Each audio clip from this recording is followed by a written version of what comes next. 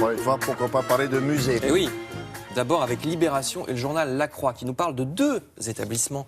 D'abord à Colmar, le musée Unterlinden qui déjà en lui-même vaut le détour. Il est installé, vous allez le voir, dans un, voilà, c'est à gauche, un ancien couvent au mur d'un blanc monacal comme il se doit, avec des collections qui vont Nous sommes allés là-bas, non? de la Renaissance Ouais. On va y aller. On va y retourner. Oui. à l'art moderne. Et puis à côté, vous voyez, alors là on revient aux arts d'Afrique, c'est le musée Dapper, très peu connu musée parisien dans le 16e, lieu de référence pourtant pour l'art antillais et africain.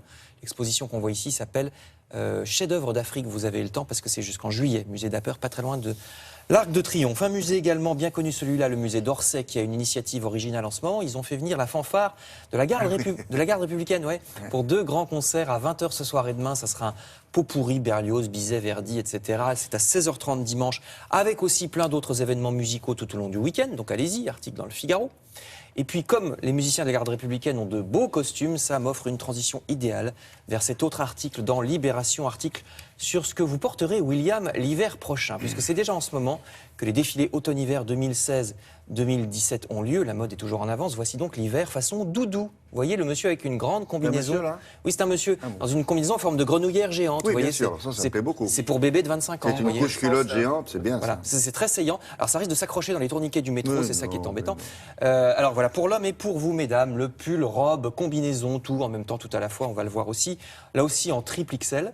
Alors ce qui est bien, c'est qu'on peut... Alors ça, par contre, c'est la tendance. Oui, et on peut abandonner le régime, hein, parce que Oui, c'est la tendance. Vous vous habillez en double XL, c'est pour plus les grand. carreaux, c'est hyper pratique. A priori, on peut, voilà, un peu. Faire des Et sous-domaines, l'année ouais, prochaine, on ce sera peut l'inverse, ce nettoyer sera Et hyper l'année beau. prochaine, c'est Voilà. l'inverse. Donc il faut les louer, les vêtements. Exactement, c'est dans Libération. Également de la mode. À propos, si on veut, à propos de qui, selon vous, cette phrase de Bernard Pivot dans l'Humanité, elle pouvait aller à la fête de l'UMA habillée Ah en oui. tailleur Chanel. Ça, c'est vrai. Et à mon avis, elle l'a déjà fait, même. Bah oui, c'est une femme de lettres récemment Ah disparue.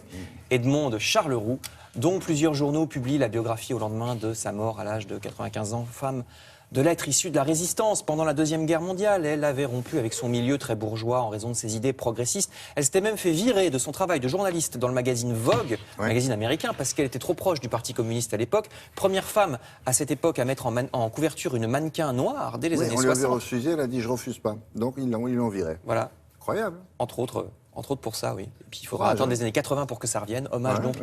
à Edmond Charleroux dans l'Humanité, dans le Figaro et dans bien d'autres journaux. Je termine assez logiquement, après avoir parlé d'une femme de lettres, avec un article qui là aussi s'écarte des contingences matérielles du quotidien. Article dans le Figaro toujours sur l'Himalaya et la sagesse himalayenne. Ça sera l'objet d'une émission ce soir sur l'A3. Reportage dans le nord de l'Inde chez des villageois et leur côté solidaire forcément puisqu'ils sont isolés au milieu de la montagne.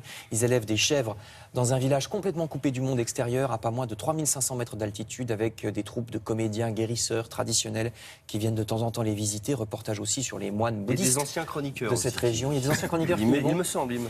Qui iront, on va les y envoyer. Tout ça donc ce soir à 20h55 sur la 3 dans le Figaro et bientôt avec Alex Jaffray. On va prendre un bon bol d'air. Moi, Petite retraite. la coupe tibétaine me va très bien. Mais enfin. celle-là est pas mal non plus. Hein. Oui, c'est. Oui. On avait dit pas les cheveux, chef. Non, il me semble. Hein. Pas le physique. Justement, Alex Jaffray qui interrompt intempestivement les chroniques de Oui, ses j'ai camarades. rien dit. Vous Ouais, remarquez, parce que ouais, je suis pas j'ai- Je suis j'ai une politesse remarqué. exquise. mais- Par contre,